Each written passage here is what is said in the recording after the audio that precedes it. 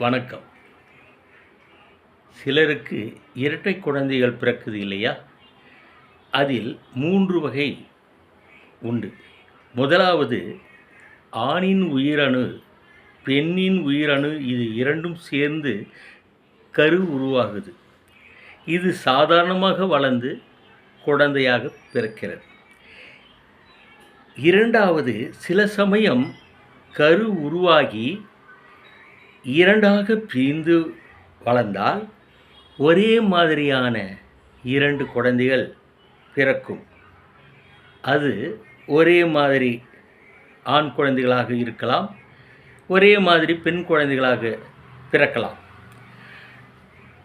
அபூர்வமாக சில சமயம் தாயின் 2 உயிரணுக்களும் தந்தையின் 2 உயிரணுக்களும் தனித்தனியாக சேர்ந்து 2 கருவாக உருவாகி பிறக்கிறது உண்டு.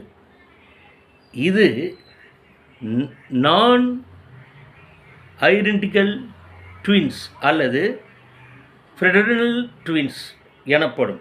இப்படி பிறக்கும்போது ஒரு ஆணாகவும் இன்னொன்று பெண்ணாகவும் இருக்கலாம்.